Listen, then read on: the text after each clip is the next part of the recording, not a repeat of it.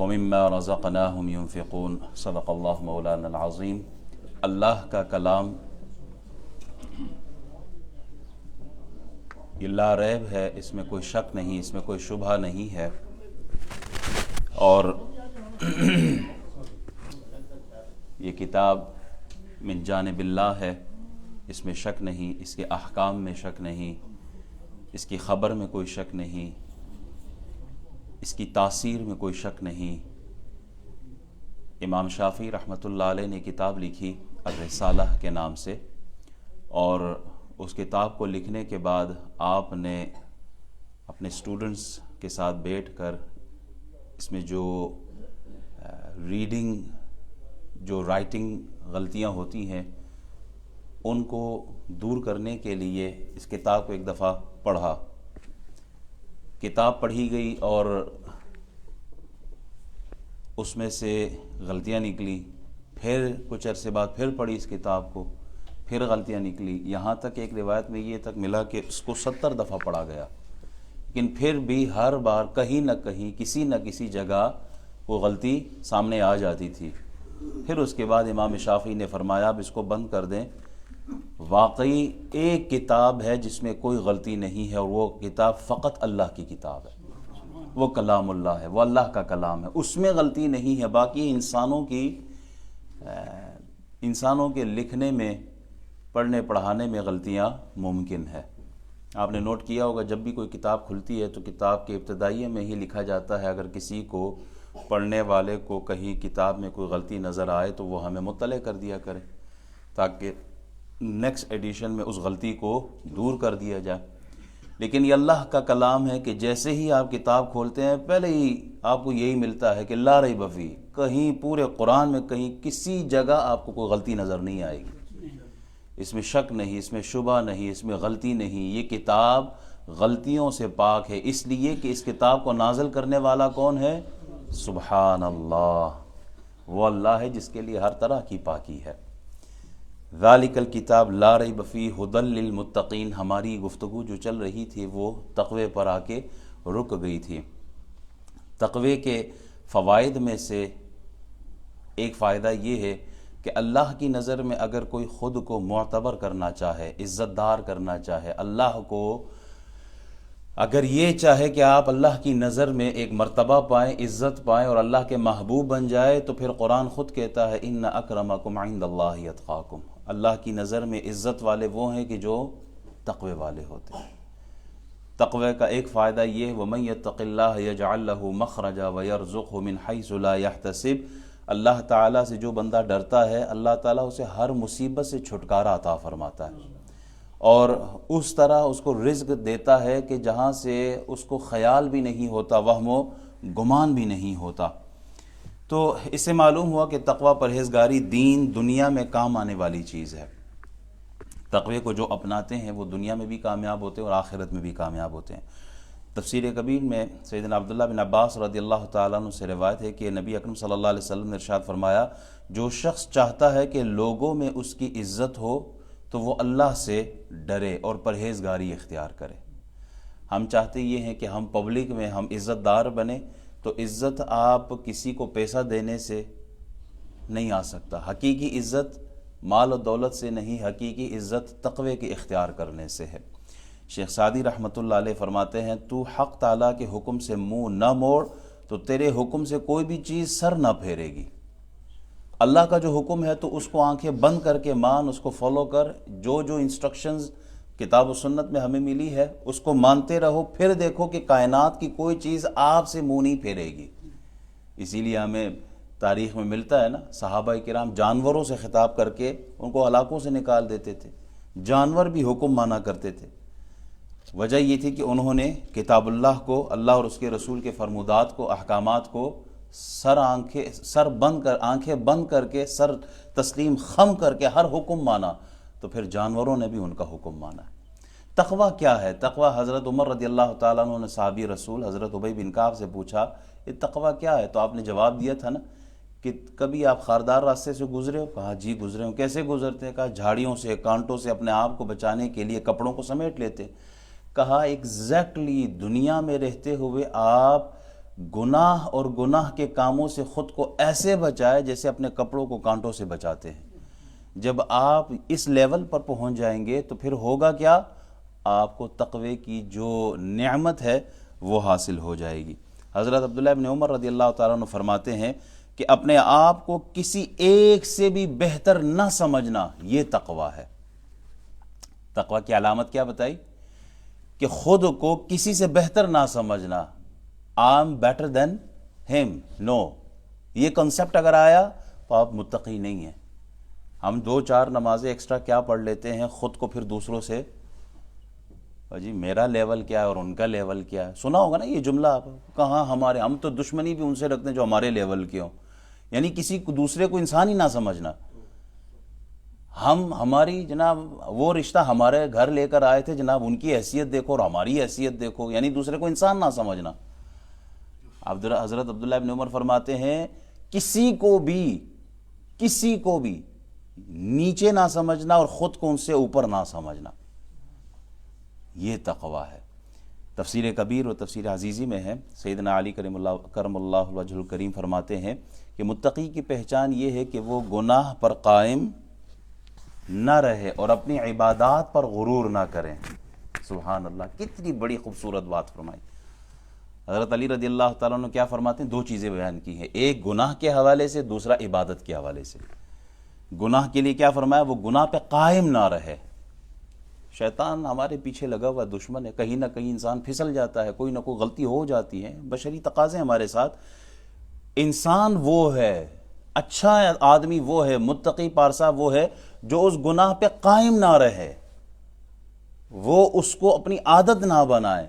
کہیں غلطی ہو گئی توبہ استغفار کر کے اسے جان چھوڑائے، لیکن اس کی عادت نہ بنائے، یہ متقی کی پہچان ہے۔ اور دوسری کہ اپنی عبادات پہ غرور نہ کرے۔ میں تو جناب صبح بھی الحمدللہ، تہجد، شام بھی اوابین، میں قرآن کی تلاوت، میں نفلی روزے، میں یہ اپنی عبادات پہ خود غرور کرنا نہیں بھائی، یہ توفیق اللہ کی طرف سے، اس پہ اللہ کا شکر ادا کریں اور اس کو بنیاد بنا کر کسی اور کو ذلیل نہ سمجھے کہ وہ تو فرض بھی نہیں پڑتا، اللہ مجھے دیکھو ماشاءاللہ میری کیا، میں تو نفل بھی نہیں چھوڑتا، یہ خیال بھی نہ لائیں بلکہ اللہ کا شکر ادا کرے، اللہ نے یہ توفیق دی ہے۔ حضرت حسن بصری فرماتے ہیں متقی وہ ہے کہ اللہ کے مقابلے میں غیر اللہ کو اختیار نہ کرے اور ساری چیزیں اللہ کے قبضے میں جانے۔ حضرت ابراہیم بن آدم فرماتے ہیں تقوی یہ ہے کہ خلق تیری زبان میں، ملائکہ تیرے کاموں میں اور اللہ تیرے دل میں عیب نہ پائے۔ 3 چیزیں کون کون سی؟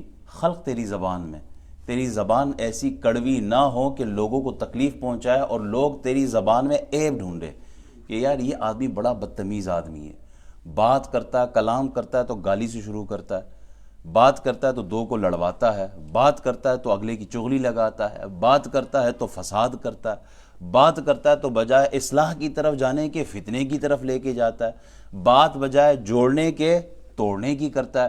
تو ایسا آدمی جس کی زبان میں یہ فالٹ ہو وہ متقی نہیں ہو سکتا۔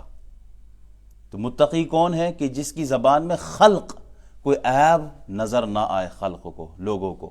دوسرا ملائکہ تیرے کاموں میں، چونکہ ہمارے کاموں پہ نگہبان کون ہے؟ کرامن کاتبین، یہ جو ہمارے کندھوں پہ فرشتے بیٹھے ہیں نا، رائٹ اور لیفٹ، یہ لکھتے ہیں، تو یہ ہمارے کاموں میں کوئی عیب ان کو نظر نہ آئے کہ کہیں ایسا کوئی قدم اٹھایا یا کوئی ایسا زبان سے لفظ نکالا یا ہاتھوں سے کوئی ایسا کام کیا جو دوسروں کی دل آزاری کا سبب ہو، دوسروں کے لیے بربادی کا سبب ہو، یا اپنے نفس کی خواہشات کی پیروی میں گناہ کی طرف چلے، تو کہا فرشتوں کو تمہارے کاموں میں عیب نظر نہ آئے، اور تیسرا اللہ تعالیٰ کو تمہارے دل میں عیب نظر نہ آئے۔ کہا یہ جس میں یہ 3 کام ہو وہ متقی ہے۔ تیسرا حضرت واقدی رحمۃ اللہ علیہ فرماتے ہیں تقوی اس طرح ہے کہ جس طرح تو اپنے بدن کو خلقت کے لیے لباس وغیرہ سے آراستہ کرتا ہے، ایسے ہی اپنے دل کو حق تعالیٰ کے لیے آراستہ کر۔ آپ نے غور کیا ہوگا نا، جب ہم کسی فنکشن میں جاتے ہیں، کسی شادی کے موقع پہ ہو، کوئی جلسہ ہو، کوئی عید کا دن ہو، تو ہم بہترین لباس پہنتے ہیں۔ وہ لباس ہم کیوں پہنتے ہیں؟ اپنے لیے پہنتے ہیں؟ نہیں، اپنے لیے تو گھر میں ہوتے ہیں تو ہم عام لباس پہنے ہوئے بیٹھے ہوتے ہیں، اپنے لیے نہیں پہنتے وہ لباس ہم دوسروں کو دکھانے کے لیے کہ دیکھیں میں کتنا خوبصورت لباس پہنے ہوئے ہوں، اپنے لیے تو بندہ بنین پہن کے گھر میں بیٹھا ہوتا ہے، اپنے لیے کون لباس پہنتا ہے؟ لباس اپنے لیے، خوراک اپنے لیے ہے، لباس دوسروں کے لیے۔ اچھے سے اچھا کھانا بندہ پسند کرتا ہے کہ میں وہ کھاؤں، چاہے وہ اکیلے ہو چاہے وہ مجلس میں ہو، اور بہترین سے بہترین لباس بندہ پہنتا ہے تاکہ دوسروں کو نظر آئے۔ تو حضرت واقدی رحمۃ اللہ علیہ فرماتے ہیں جس طرح تو اپنے بدن کو دوسروں کے لیے لباس وغیرہ سے آراستہ کرتا ہے، اسی طرح اپنے دل کو اللہ کے لیے آراستہ کر، یہ متقی انسان۔ دل میں جب آپ کوئی اچھی نیت لے کے اچھے ارادے سے کوئی بھی کام کرتے ہیں نا، آپ کے دل کے ارادے سے کوئی اور واقف نہیں ہوتا، آپ کی بیوی کو بھی نہیں پتا، آپ کے ماں باپ کو بھی نہیں پتا، بچوں کو بھی نہیں پتا، آپ کوئی اچھا کام کرنے والے ہوتے ہیں، آپ نے ارادہ اپنے دل میں کیا، اور اس دل کا تعلق، نیت کا تعلق وہ اللہ کے قرب کے ساتھ ہے کہ اللہ یہ کام میں فقط تیرے لیے کر رہا ہوں، تو اللہ تو اس سے راضی ہو جا۔ تو اپنے دل کو آپ نے آراستہ کیا اللہ کے لیے، یہ تقویٰ ہے۔ گھر بیٹھے ہوئے تھے آرام سے، آپ نے سوچا کہ کیا جانا مسجد نماز پڑھنے کے لیے، کیا ابھی نکلنا ہے گھر سے، بیٹھے رہو، پھر ایک دم خیال آیا کہ اللہ کو راضی کرنا ہے۔ اب آپ نے اپنے دل پہ توجہ کی، مالک تیری رضا کے لیے میں دوڑتے ہوئے جاؤں گا، اب سارے کام کاج چھوڑ کر اللہ کی عبادت کے لیے مسجد آتا ہے۔ یہ تعلق بندے کا رب کے ساتھ تقوی کی بنیاد پر ہے، اور اس سے اللہ راضی ہوتا ہے۔ حدیث شریف میں آتا ہے کہ متقی وہ ہے جو شبہ کی چیزوں سے بھی بچ جائے۔ جہاں شک پڑے نا آدمی کو تھوڑا سا کہ یار اس میں کہیں گناہ کا کوئی شائبہ نہ ہو، اس میں کوئی گناہ کا خطرہ نہ ہو، شک ہی آ جائے آپ کو اور آپ اس کو چھوڑ دیتے ہیں، آپ متقی انسان ہیں۔ حضرت ابن سیرین رحمۃ اللہ علیہ کے لیے آتا ہے نا کہ 40 بڑے بڑے ڈبے گھی کے، وہ کاروبار کر رہے تھے، تو بڑے بڑے ڈرم، ان کا پیشہ تھا، تجارت تھی، تو وہ گھی کے تھے۔ ان کا جو غلام آیا، مزدور آیا، انہوں نے کہا حضور چوہا میں نے نکال دیا ہے ڈبے سے، چوہا مرا ہوا تھا ڈبے میں نے نکال کے پھینک دیا ہے۔ انہوں نے کہا کون سا ڈبہ تھا؟ کہا وہ تو مجھے یاد نہیں رہا، انہی 40 ڈبوں میں سے تھا کوئی ایک۔ تو آپ نے کہا سب کے سب کو گرا دو۔ کیوں؟ شک آ گیا کہ اب یہ کس میں تھا؟ یہ آج کے مسلمان تھوڑی تھے جنہوں نے چوہے والے قیمے کے سموسے بنا کے کھلانے تھے۔ یہ آج کا مسلمان ہوتا تو اس کے لیے تو بزنس تھا، یہ اس دور کے مسلمان تھے۔ ان کو صرف شک پڑا کہ کہیں میں ایسا رزق جس میں حرام آ گیا، اب چوہے کی ملاوٹ آ گئی، اب اس کا کھانا جائز نہیں، وہ میں کسی مسلمان کو کیسے کھلا سکتا ہوں۔ 40 کے 40 ڈرم تھا تو ایک میں، لیکن اب وہ معلوم نہیں تھا، تو آپ نے سب کے سب کی قربانی دی۔ کس لیے؟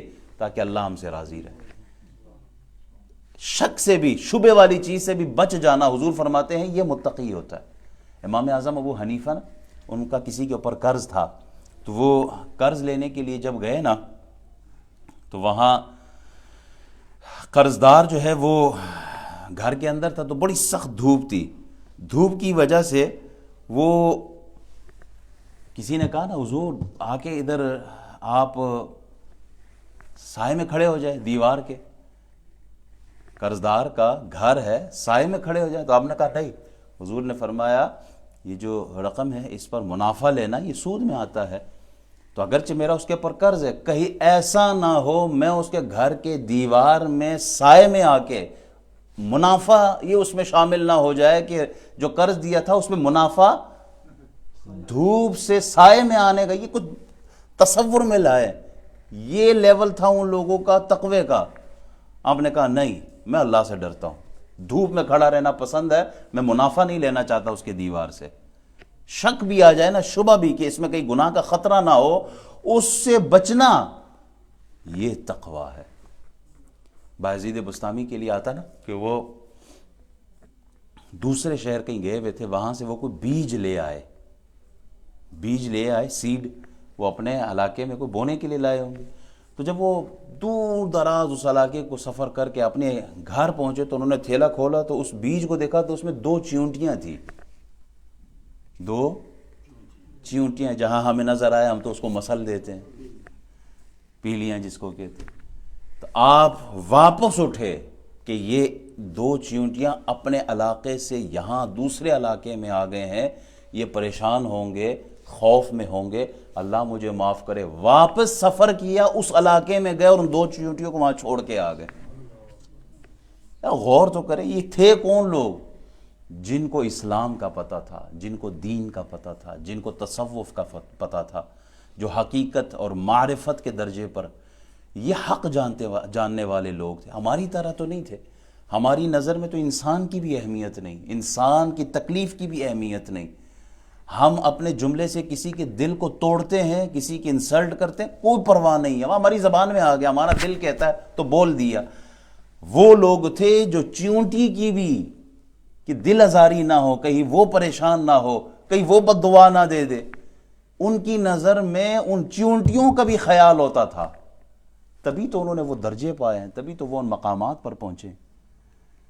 گھی کا جو ابھی میں نے واقعہ سنایا، اب وہ بھی تو انسان تھے، وہ بھی تاجر تھے، وہ بھی مال منافع کمانے والے لوگ، لیکن ان کی نظر میں مال سے زیادہ اللہ کی رضا تھی کہ کہیں اللہ ہم سے ناراض تو نہیں ہوگا اس عمل سے۔ تو یہ تقویٰ ہے، اس مقام پر جو پہنچ جائے وہ اللہ کے قریب ہوتا ہے۔ تو قرآن سے نفع حاصل کرنا ہدی للمتقین، ہدایت کن کے لیے؟ متقین کے لیے۔ تو قرآن سے نفع کون اٹھاتا ہے؟ جس کے دل میں اللہ کا خوف ہو۔ آج کے دور کی بھی ہے نا، آج کے دور کی بھی بڑے بڑے اپنے آپ کو پیر کہلانے والے بڑے بڑے درجوں پر، ہم بہت کچھ، لیکن حقیقت کیا ہے؟ وہ ڈبہ پیر، ان کی بات کر رہا ہوں، جو اچھے لوگ، اچھے پیرخانے ہیں، جو اچھے آستانے ہیں، ان کی بات نہیں۔ ان کی وجہ سے تو ہم زندہ ہیں، ان کی وجہ سے تو ہمیں روحانی غذا مل رہی ہے، ان کی بات نہیں ہو رہی۔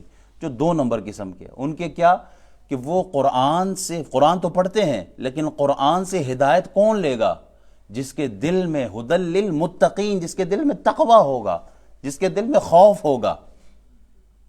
دیکھیں، جیسے چلنے کے لیے پاؤں کی ضرورت ہوتی ہے نا، چلنے کے لیے پاؤں ہوں گے تو چلیں گے نا، دیکھنے کے لیے آنکھوں کی ضرورت ہوتی ہے، اسی طرح قرآن سے ہدایت لینے کے لیے تقوی کا ہونا ضروری ہے۔ یہ چیز سمجھیے گا، قرآن سب پڑھتے ہیں، بلکہ قرآن کے اوپر ان کافروں نے بھی ریسرچ کی ہے، بڑے بڑے ان کے ریسرچ موجود ہیں، لیکن ان کو فائدہ نہیں حاصل ہو سکتا۔ کیوں؟ اس لیے جیسے میں نے کہا نا، دیکھنے کے لیے آنکھوں کی ضرورت ہے نا، دیکھنے کے لیے آنکھوں کی ضرورت ہے، اسی طرح قرآن سے فائدہ لینے کے لیے، ہدایت کے لیے دل کے اندر تقوی کا ہونا ضروری ہے۔ اچھا ایک بات اور، یہ نہیں کہ قرآن فائدہ دے نہیں سکتا، قرآن فائدہ دے رہا ہے لیکن اگلا فائدہ لے نہیں رہا۔ سورج تو موجود ہے نا، اپنی کرنیں، اپنی روشنی سب کو دے رہے ہیں، لیکن ایک آدمی نے اپنی آنکھیں بند کی ہوئی ہیں، وہ آنکھوں پہ ہاتھ رکھ کے بیٹھا ہوا ہے، کیا اس کو وہ روشنی فائدہ دے گی؟ نہیں دے گی۔ اگرچہ سورج تو روشنی دے رہا ہے، لیکن اس نے اپنی آنکھیں خود بند کی ہوئی ہیں، اس کو فائدہ نہیں ہونے والا۔ بنجر زمین پر بارش تو برستی ہے، لیکن اس زمین پر پودے یا سبزہ نہیں اگتا۔ کیا غلطی بارش کی ہے؟ نہیں، بارش تو مسلسل پوری زمین پہ اگر برس رہی ہے، اس حصے کو فائدہ ملتا ہے کہ جو بنجر نہیں ہے، جس کے اندر جذب کرنے کا، جس کے اندر ایبزارب کرنے کی کوالٹی موجود ہو، وہ سبزہ دے گی۔ ایمان والوں کے سامنے جب قرآن کی تلاوت ہوتی ہے تو وہ ان کے دل، ایمان، ان کی کیفیات بدل جاتی ہیں، ان کی دلی کیفیات جو ہے وہ بدل جاتی ہے، ایمان تقویت اختیار کر جاتی ہے قرآن کی آیتوں کی وجہ سے۔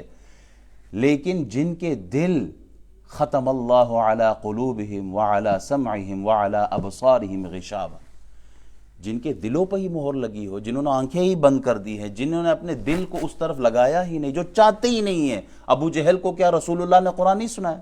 حضور نے قرآن سنایا، حضور نے قرآن کی آیتیں بتائیں، حق بتایا، لیکن ابو جہل نے ارادہ ہی یہ کیا تھا کہ چاہے کچھ بھی ہو جائے، میں نے اسلام کی طرف نہیں جانا، میں نے دین اسلام قبول نہیں کرنا۔ تو ایسے کو پھر اس قرآن جو ہے وہ فائدہ، اس کے لیے پھر وہ فائدہ نہیں ہے، اس لیے کہ اس نے اپنے دل کو ہی ہدایت کے حصول سے روک دیا ہے۔ دلوں میں تقوی پیدا کرنے کے لیے اپنے اعمال کا محاسبہ کرنا چاہیے۔ دلوں کو تقوی دینا ہے نا، تو اپنے اعمال کا محاسبہ کرے۔ حضرت عمر رضی اللہ تعالیٰ عنہ فرماتے تھے نا کہ خود کا محاسبہ کرو قبل اس کے کہ تمہارا محاسبہ کیا جائے۔